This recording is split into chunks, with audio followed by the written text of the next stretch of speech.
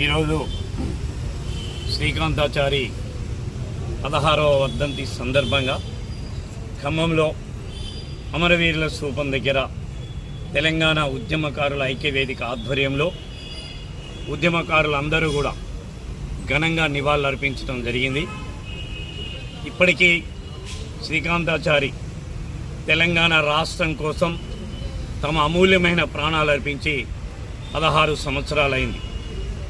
శ్రీకాంతాచారి తను తెలంగాణకు జరుగుతున్నటువంటి అన్యాయానికి మదనపడి ఈ రాష్ట్ర సాధనలో భాగంగా కేసీఆర్ గారిని అరెస్టు చేయటం, రాష్ట్రంలో దాదాపుగా తెలంగాణ ఉద్యమకారులందరినీ, జేఏసీ నాయకులందరినీ కూడా ఉమ్మడి ఆంధ్రప్రదేశ్ గవర్నమెంట్ అరెస్టు చేసి అలుగునూరు వద్ద నిరాదీక్ష చేస్తున్నటువంటి కేసీఆర్ గారిని అరెస్టు చేసి ఖమ్మం తీసుకొచ్చి ఖమ్మంలో ఆయనతో పాటు నన్ను, బత్తుల సోమయ్యని, ఇంకా డోక్పతి సుబ్బారావుని, ఇంకా మిగతా అబ్దుల్ నబీ గారిని అందరినీ అరెస్టు చేసి ఈ ఖమ్మం జైల్లో పెట్టిన సందర్భంగా తెలంగాణ రాష్ట్రం రాదేమో అని చెప్పని ఉద్యోగాల కోసం ఎప్పటి నుంచో మదన పడుతున్నటువంటి శ్రీకాంతాచారి దాంట్లో భాగంగానే రాష్ట్రం రాదేమో అనే ఆలోచనతోని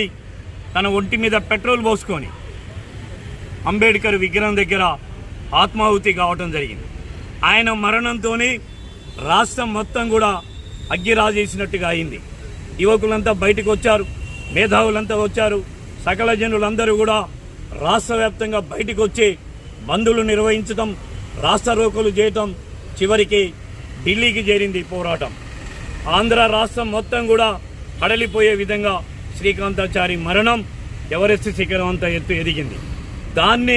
దాంట్లో భాగంగానే మిగతా పిల్లలందరూ కూడా ఊరేసుకోవటం, పార్లమెంటు భవనం దగ్గర యాదిరెడ్డి, తర్వాత ఈశాంత్ రెడ్డి, తర్వాత యాదయ్య ఉస్మానియా యూనివర్సిటీలో కూడా పెట్రోల్ పోసుకొని ఈ రాష్ట్రం కోసం తమ అమూల్యమైన ప్రాణాలు అర్పించడం జరిగింది. సోదరులారా, వారి యొక్క త్యాగాల వల్లనే ఈ రాష్ట్రం సిద్ధించింది తప్ప ఎవరో మేము ఏదో చేశాము, మేము పోరాటం చేశాం, మేము ధర్నాలు చేశాం, మేము మద్దతు ఇచ్చినాం, అందుకనే ఈ రాష్ట్రం వచ్చిందని చెప్పని చాలా మంది గొప్పలు చెప్పుకుంటున్నారు. అది అవాస్తవం.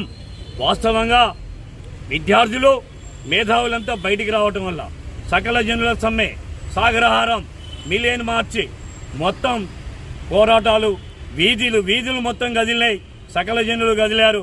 అందుకనే కేంద్రం దిగొచ్చింది. మిగులు నిధులు ఉన్నటువంటి